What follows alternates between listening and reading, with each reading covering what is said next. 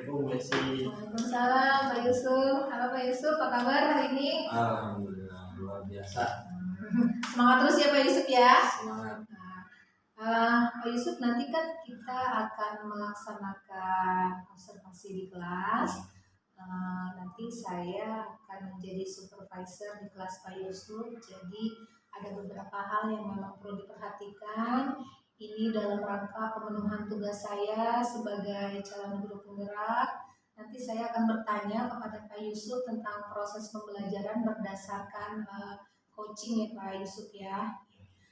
Jadi begini Pak Yusuf, nanti ketika melaksanakan pembelajaran di kelas, tentunya Pak Yusuf mempunyai APP yang sudah disediakan ya. Apakah sudah memuat dengan kebutuhan belajar murid dan pemenuhan PSE dan KSE? Untuk langkah-langkah awal yang saya ambil dalam hal persiapan pembelajaran di kelas, salah satunya saya menyiapkan modul ajar atau RPP yang berdiferensiasi, Bu. Salah satunya itu bertujuan untuk pemenuhan kebutuhan dari peserta didik yang beragam tingkat kemampuannya, tingkat belajarnya maupun tingkat daya serap tubuhnya.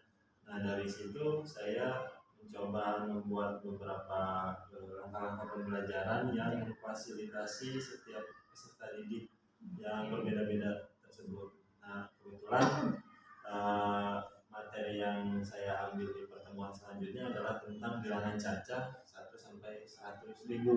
Berarti jadi saya mau tanya dulu nih Pak Yusuf, berarti tujuan pembelajarannya hari ini apa? Karena kita mengambil materinya matematika ya? Iya, betul. Oke, berarti tujuan pembelajarannya apa nih Pak Yusuf yang ingin dicapai?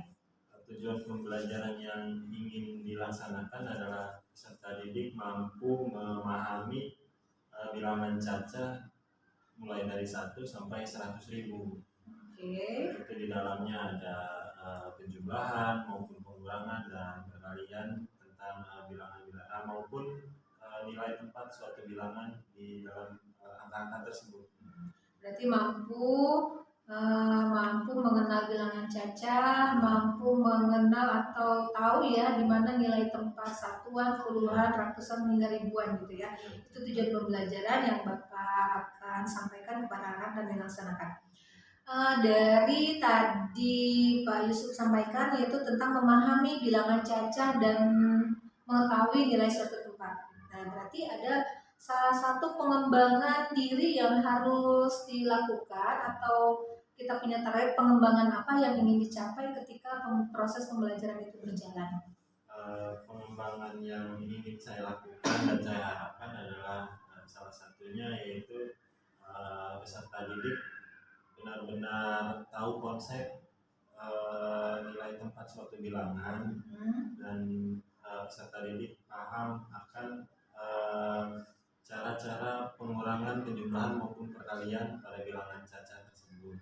Nah, salah satu langkah yang akan saya ambil adalah nanti peserta didik akan kita terapkan metode pembelajaran secara pemecahan masalah atau problem-based learning supaya nanti setiap peserta didik itu mampu memecahkan masalahnya masing-masing sesuai dengan kebutuhan dan tingkat pemahamannya yang berbeda-beda seperti itu. Oke. Berarti tadi mengetahui konsep ini kan ini ya pengembangan yang hendak dicapai yaitu peserta didik mampu memahami konsep bilangan cacah, peserta didik mampu mengetahui bilangan tempat dari suatu bilangan cacah, serta mereka dapat melakukan penjumlahan dan pengurangan pada bilangan cacah. Nah, untuk langkah selanjutnya Pak Yusuf, tentu ada strategi-strategi yang Bapak gunakan dalam proses pembelajaran matematika ini. Adakah strategi yang jitu menurut Pak Yusuf yang nanti akan digunakan?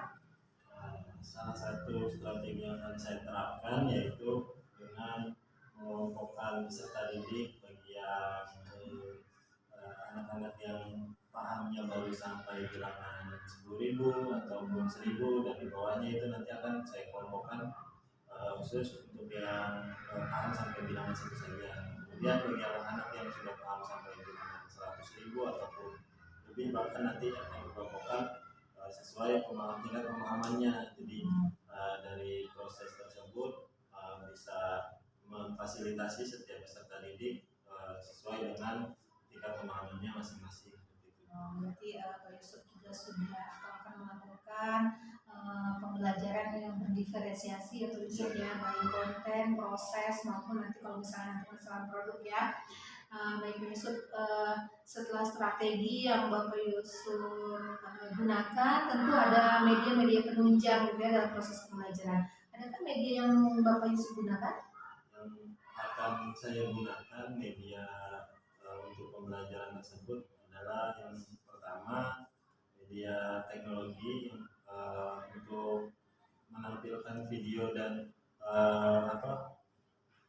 gambar-gambar pembelajaran tentang bilangan caca salah satunya, karena dengan menampilkan video pembelajaran tersebut anak-anak menjadi lebih paham, harapannya nanti akan lebih menyenangkan lagi bagi setiap anak. Kemudian nanti akan saya persiapkan kartu bilangan yang berisikan angka-angka untuk nanti setiap peserta didik menempatkan angka-angka tersebut pada bilangannya, baik itu termasuk ribuan ataupun puluhan maupun satuan. Jadi harapannya peserta didik bisa belajar dengan menyenangkan dan tidak membosankan, karena yang saya ketahui bahwa matematika itu di dalam isi kepala anak itu sangat sulit dan membosankan. Karena itu kita harus memodifikasi media dan cara pembelajaran. Oke, bagus sekali Pak Yusuf dari media dan strateginya. Nah, dari yang saya lihat ini bagus nih ya yang akan disampaikan kepada anak-anak. Nah, kita buat perjanjian nih Pak Yusuf waktu pelaksanakannya kapan, karena saya akan mengobservasi Pak Yusuf dari apa yang sudah nanti diserahkan ke saya apakah sesuai dengan praktek di lapangan. Maka dari itu kita sepakati untuk pelaksanaan kita kapan Pak Yusuf? Merujuk kepada jadwal pelajaran di kelas saya, pelajaran matematika ada di hari Rabu dan Kamis. Insya Allah di hari Rabu dan Kamis minggu-minggu ini ya Pak Yusuf ya? Oke. Nah Pak Yusuf, di akhir praobservasi kita apa sih hasil dari praobservasi yang hikmahnya yang dapat Bapak Yusuf ambil?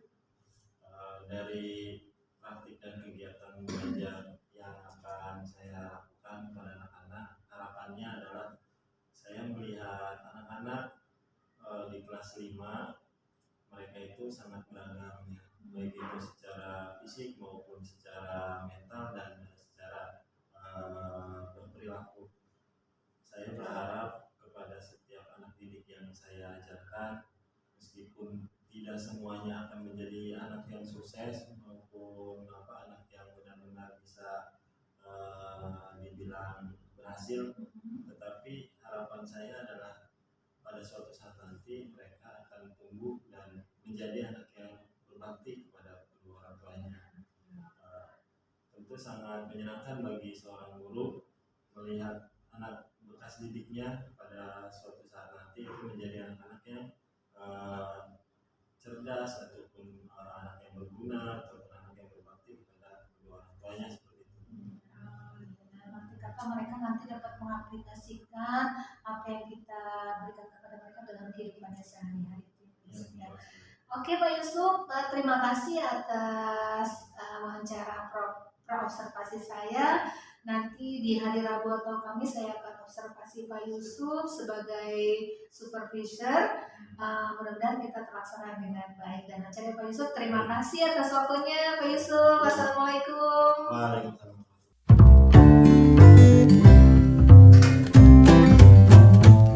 Assalamualaikum warahmatullahi wabarakatuh.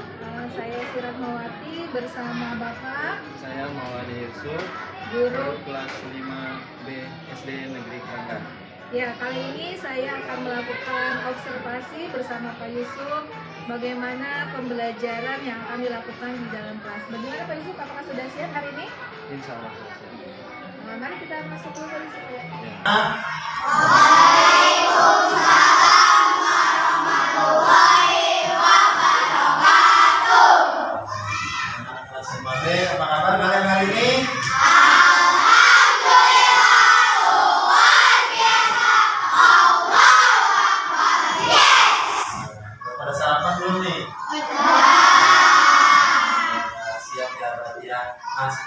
memulai pelajaran, kita akan berdoa terlebih dahulu supaya nanti ilmunya lebih bermanfaat dan lebih bisa diterima oleh kalian semua. Berdoa ini dipimpin oleh Fatir. Silakan Fatir. Duduk siap. Siap. Berdoa dimulai.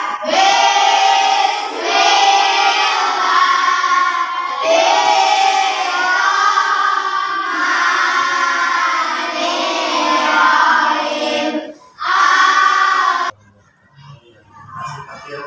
Oke anak-anak, selamat pagi.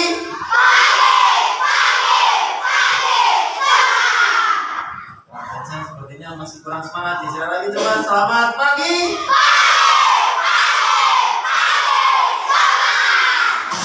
Nah ya, hari ini teman kita alhamdulillah hadir semua ya. Dan itu membuktikan bahwa kalian tetap semangat belajar dan meskipun cuacanya agak sedikit mendung, kalian datang ke sekolah. Hari ini sesuai dengan jadwal pelajaran kita akan belajar matematika ya. Nah, siapa yang senang matematika? Wah, pada senang semua nih. Calon-calon orang sukses semua berarti ya. Yang senang matematika itu biasanya adalah orang-orang yang cerdas, yang disiplin dan orang yang rajin ya. Jadi kalian harus suka matematika karena setiap bangun tidur yang kalian lihat itu adalah apa yang berbentuk bulat, jam, betul. Karena jam itu adalah isinya angka-angka ya. Jadi kita saling berhubungan dengan matematika. Nah, materi kita hari ini adalah tentang bilangan caca 1 sampai 100.000. Bilangan caca itu apa sih Pak? Bilangan caca itu adalah himpunan atau kumpulan bilangan yang selalu tidak dimulai negatif dan dimulai dari angka 0 ya. Angka 0 itu termasuk bilangan caca. Dan tujuan pembelajaran kita hari ini adalah nanti kalian diharapkan mampu menganalisis dan memahami tentang bilangan caca, baik itu proses penjumlahan, pengurangan, perkalian maupun pembagian. Iya. Nah, siapa yang hari ini tadi berangkatnya jam 6:30? 6:30. Nah, berarti termasuk yang rajin. Kalau 6:30 di dalam bilangan matematika itu pukul berapa sih? Jam berapa? 6:30 itu? Iya betul, 6:30 ya. 6:30 dan itu adalah termasuk bilangan caca juga ya, bukan sekali bilangan. Oke, sebelum kita masuk ke materi, kalian apakah sudah siap belajar? Kurang keras kayaknya belum siap. Apakah sudah siap belajar? Sudah siap belajar, kita tangannya di atas meja dan tidak ada yang berbicara, kemudian perhatikan ke depan.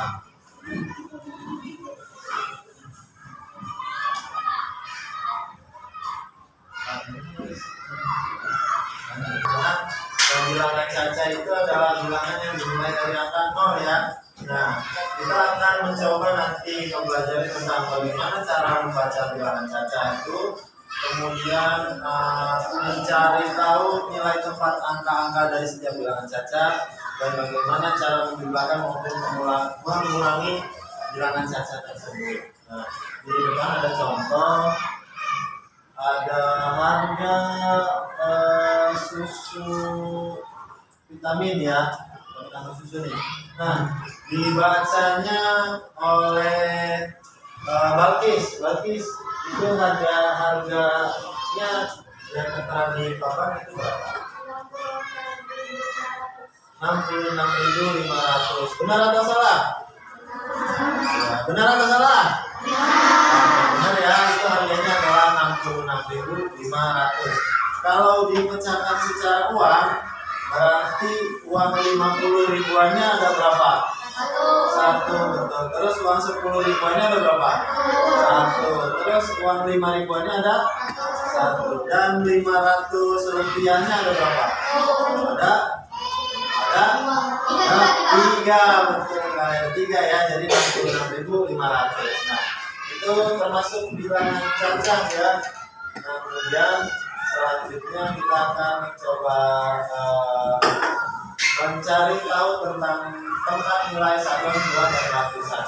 Di depan ada angka berapa itu dibacanya oleh jarak. Di depan ada angka jarak 894. Betul atau salah? Betul ya. Nah, 894 ini nilai tempat ratusannya adalah 8 karena 800-an, kemudian 9-nya adalah Tuhan dan 4-nya adalah satuan. Ya, seperti itu ya. Kalau Bapak punya contoh nih, kebetulan ada uang merah nih, pecahannya berapa ya?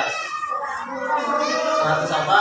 100.000. Nah, 100.000 nilai tempat yang ratusan ribu ada di angka berapa nih? 1, betul sekali. Kalau uang cepat ya, pasti calon-calon ini nih pengusaha nih nantinya nih. Kalau ngerti tentang uang, calon pengusaha. Amin ya. Oke, selanjutnya kita akan mencoba.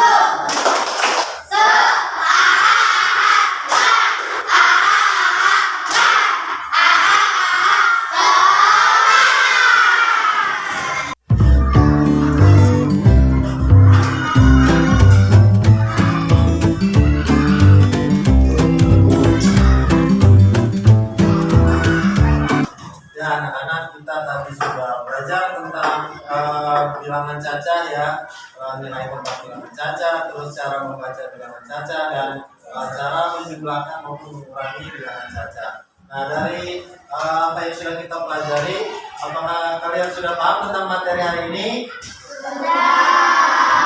Kayaknya masih ragu-ragu nih. Apakah kalian sudah paham tentang materi hari ini? Sudah, berarti sudah pada paham semua dan sudah pada juga semua. Bapak mau tes dulu nih, coba. Kalau 50.000-nya ada 5 lembar, berarti nilai uangnya ada berapa ya? 200. Iya betul, 250.000 ya. Kalau 20.000-nya ada 8 lembar, berarti nilainya ada berapa ya? 100? Ya, 160.000 ya. Oke, kita berikan tepuk tangan untuk kita semua. Terima kasih anak-anak sudah bekerja sangat baik, sudah belajar dengan baik, sudah menunjukkan segala potensi dan kemampuan yang kalian miliki hari ini. Dan Bapak tidak lupa berpesan kepada kalian untuk selalu belajar dengan giat di rumah maupun di sekolah dan membantu kedua orang tua kalian di rumah karena kehidupan tugas dan tanggung jawab kita sebagai anak ya. Dan akhir kata kita ucapkan alhamdulillahirobbilalamin. Dan kita sebelum menyelesaikan pembelajaran hari ini, alhamdulillah kita berdoa supaya lebih berkah dan bermanfaat tentunya. Berdoa hari ini akan dipimpin oleh Fatir sekarang.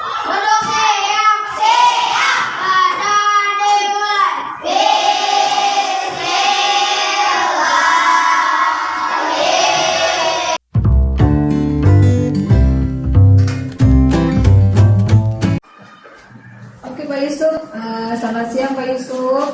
siang. Assalamualaikum warahmatullahi wabarakatuh. Waalaikumsalam warahmatullahi wabarakatuh. Nah, gimana nih Pak Yusuf hari ini kabarnya? Alhamdulillah luar biasa, masih tetap semangat. Ya, kita emang selalu semangat ya Insya sebagai guru dalam menyampaikan pembelajaran memang tetap harus semangat. Nah Pak Yusuf, karena kemarin Pak Yusuf juga sudah melaksanakan observasi di kelas, Ya. kita sudah melakukan coaching seperti akademi. Dan kemarin kita dari pra observasi dan sudah melakukan observasi di kelas. Waktu itu Pak Yusuf di kelas berapa ya Pak Yusuf ya? Di kelas 5 Bu. Oke, di kelas 5 dengan mata pelajaran matematika ya. Oke, karena sekarang kita sudah memasuki tahap pasca observasi, ada beberapa pertanyaan yang ingin saya sampaikan nih Pak Yusuf Ya. tentang observasi kemarin yang kita sudah laksanakan secara bersama. Ya, kemarin kan sudah menyampaikan pembelajaran, saya sudah lihat tujuannya sudah disampaikan juga, terus dengan strategi-strategi yang Pak Yusuf berikan kepada anak. Nah, jadi di sini saya juga ingin mengetahui kembali gitu ya tujuan yang Bapak Yusuf laksanakan kemarin dari pembelajaran matematika itu pada fokusnya apa gitu.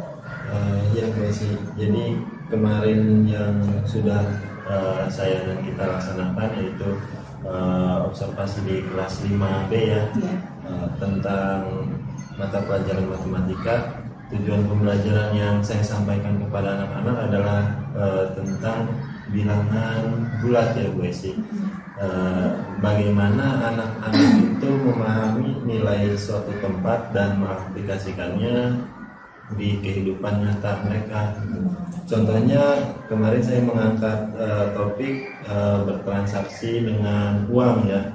Saya membawa contoh uang secara real, mereka menentukan jumlahnya, ada lembar 50 ribuan, ratusan ribu, dan 20 ribu, dan berbagai macam pecahan uang, sehingga mereka merasakan atau mengalami secara langsung bagaimana suatu nilai bisa dijumlahkan dari pecahan-pecahan uang tersebut. Nah kemudian pada kegiatan pembelajaran tersebut juga saya tekankan kepada anak-anak bahwa setiap angka ini memiliki nilai-nilainya tersendiri. Apakah angka 1 pada ratusan ribu itu berjumlah menempati puluhan ribu atau ratusan ribu dan seterusnya. Kemudian di kegiatan pembelajaran tersebut juga anak-anak kurang lebih bermain mini games ya. Mereka secara berkelompok untuk menentukan bilangan, dan ketika setiap kelompok itu ditugaskan untuk puluhan, satuan, ratusan atau ribuan. Nah angka yang saya sebutkan itu ketika itu angka 3 misalnya ada di tempat ribuan. Nah salah satu kelompok itu maju ke depan untuk mengakui bahwa dia adalah yang ditugaskan untuk sebagai bilangan ribuan. Seperti itu kurang lebih bersih. Berarti dari anak-anak setelah memahami gitu ya pembelajaran bilangan, suatu bilangan tempat, mungkin kan ada area pengembangan nanti yang Pak Yusuf ajarkan kepada anak-anak. Jadi area pengembangan yang Pak Yusuf ingin capai di mana itu Pak? Area perkembangan yang fokus untuk ingin ketercapaian siswa sebenarnya adalah menekankan pemahaman secara nyata gitu ya. Karena bagaimanapun juga memang matematika itu masih dianggap oleh sebagian anak itu sulit gitu. Tetapi pada kenyataannya mereka tidak bisa menghindar dari matematika itu. Artinya apa? Matematika itu melekat di dalam kehidupan sehari-hari mereka. Saya sering tekankan kepada anak-anak bahwa dari mulai kalian bangun tidur pun kalian itu terhubung dengan angka-angka. Kalian pasti akan melihat jam. Kalian nanti setelah bangun pagi kalian sarapan dan kalian membawa uang, dan itu semua berhubungan dengan matematika. Maka dari itu saya selalu tekankan kepada anak-anak, modal kalian untuk bisa sukses di kehidupan yang sesungguhnya nanti adalah sangat ditentukan oleh kemampuan matematika.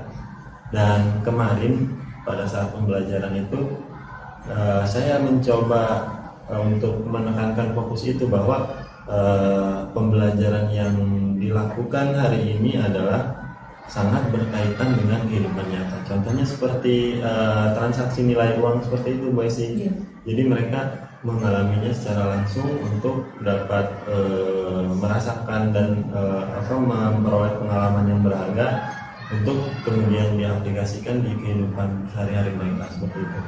Ya sih Pak Yusuf ya, kemarin memang sudah terlihat oleh saya bahwa Pak Yusuf kalau kita bisa bilang itu secara kontekstual gitu ya, kita ambil dengan nilai uang yang kita punya lalu kita praktekkan kepada anak-anak. Nah, terkait dengan tadi pemahaman secara nyata tentang bilangan desimal dan bilangan bulat pada pelajaran matematika, tentu kita punya strategi dong ya Pak, strategi yang memang harus kita sampaikan pada anak-anak. Nah, bagaimana pemahaman anak-anak ini sampai strategi apa yang Pak Yusuf kemarin melakukan? Tentunya setiap guru memang punya cara maupun strategi yang berbeda-beda ya Bu. Dalam artian yang saya terapkan kepada anak-anak adalah memang setiap anak tuh punya karakter dan keunikan yang berbeda-beda, baik juga tingkat kemampuan menerap pembelajaran juga berbeda-beda. Nah, saya kemarin menggunakan strategi pendekatan secara kelompok maupun individual, Bu Esi. Jadi setiap kelompok itu memang saya acak, saya pisahkan berdasarkan tingkat kemampuannya untuk lebih memudahkan saya dalam menentukan konten-konten yang sesuai bagi setiap kelompok tersebut. Nah, kemudian setelah dikelompokkan, setiap kelompok itu diarahkan dan dibagikan lembar kerja yang memang sesuai tingkat kemampuannya seperti itu, guys. Artinya Anda memang siswa atau setiap kelompok yang daya penerapannya cepat, bisa sudah sampai bilangan ratusan ribu bahkan sampai jutaan, ya mereka dipisahkan pada kelompok yang cepat termasuk kategori cepat. Nah, sedangkan setiap peserta didik yang memang kurang penerapan materinya itu dikelompokkan, dibedakan dengan kelompok yang tadi seperti itu, guys. Berarti tadi sudah menggunakan strateginya ya, sudah menggunakan digitalisasi juga ya kemarin ya Pak Yusufnya, menggunakan LKPD yang anak-anak itu menarik karena matematika cukup membosankan. Juga saya lihat memang ada konten yang menarik juga sih ya. Jadi sudah masuk dalam berdiferensiasi ya Pak Yusuf. Nah, kan kemarin Pak Yusuf di kelas sudah melakukan observasi. Nah, diawasi nih oleh saya ya, sebagai observer. Bagaimana perasaan Pak Yusuf ketika saya menjadi observer di kelas Bapak? Ya, tentunya hal ini sangat bermanfaat ya Bu ya, untuk sebagai bahan refleksi bagi saya, kemudian sebagai bahan pertimbangan juga sebagai Bu Esi selaku observasi.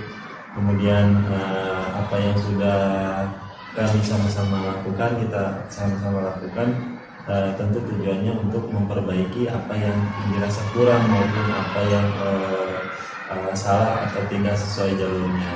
Nah, kemarin memang di dalam proses pembelajaran saya juga merasa ada yang masih dirasa kurang gitu, ada yang mungkin terlewatkan, ada yang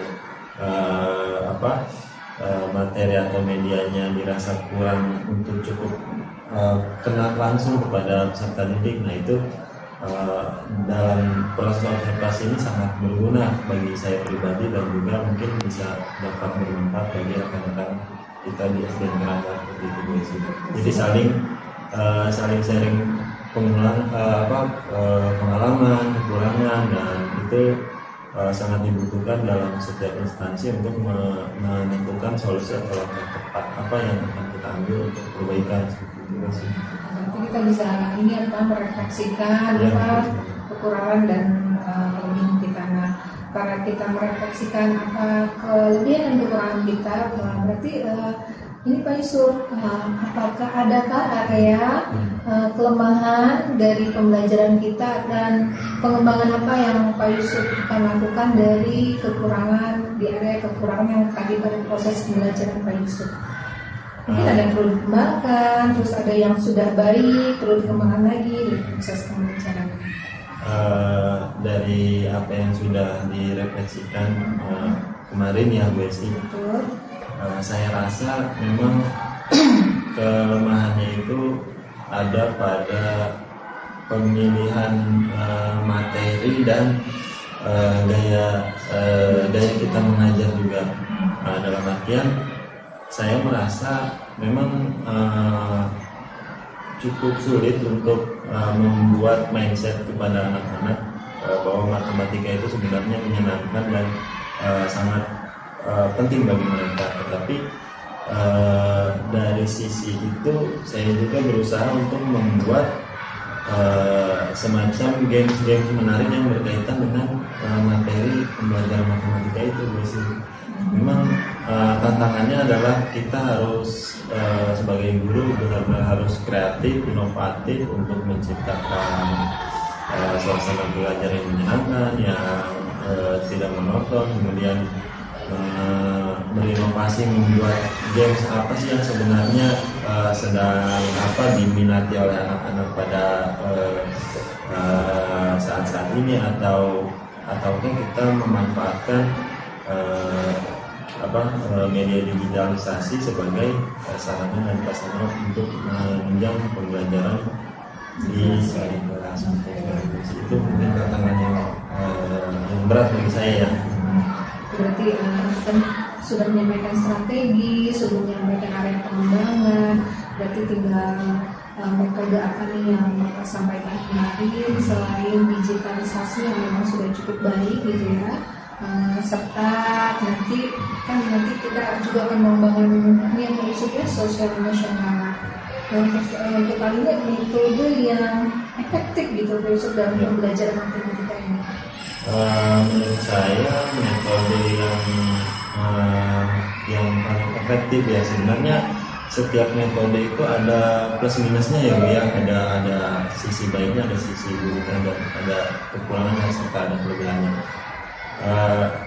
Untuk metode yang paling tepat mungkin saya berasumsi bahwa problem based learning atau project based learning itu sudah cukup sangat baik untuk diterapkan di setiap pembelajaran. Artinya setiap peserta didik kita berikan masalah-masalah yang berkaitan dengan kehidupan mereka, yang berkaitan dengan materi pembelajaran, dan itu ketika kita memberikan sebuah masalah untuk mereka pecahkan, itu sangat-sangat melatih daya logis dan berpikir mereka untuk memecahkan masalah tersebut. Memang terkadang persiapannya harus benar-benar matang untuk bisa menjalankan proses dari metode PBL atau PJBL tersebut. Tapi ketika sudah berjalan dengan lancar, memang itu sangat-sangat bermanfaat bagi pengalaman langsung kepada peserta didik. Keren nih Pak Yusufnya, berarti dengan pelajaran matematika kita bisa melaksanakan project based learning gitu ya, memang butuh strategi metode yang tepat. Nah Pak Yusuf, berarti rencana tindak lanjut Pak Yusuf nih untuk kedepannya bagaimana? Ya, rencana tindak lanjut untuk bahas selanjutnya, memang saya berharap bahwa apa yang sudah kita lakukan, apa yang sudah kita rasakan kemarin, baik itu kelebihan ataupun kekurangannya, menjadi pembelajaran dan bahan referensi bagi saya pribadi maupun rekan-rekan lain. Dan yang saya rasakan adalah untuk langkah-langkah selanjutnya, kita semua baik itu guru maupun kepala sekolah dan jajaran dinas saling berkolaborasi untuk memberikan pelayanan pendidikan yang terbaik kepada peserta didik yang beragam, tentunya dari latar belakang yang berbeda-beda, kemudian sebisa mungkin kita sebagai pendidik memberikan kesempatan yang penuh secara maksimal kepada setiap peserta didik bahwa mereka itu pada dasarnya sama dilahirkan, sama memperoleh kesempatan yang sama, tetapi memang mungkin mereka itu punya nasib yang berbeda-beda.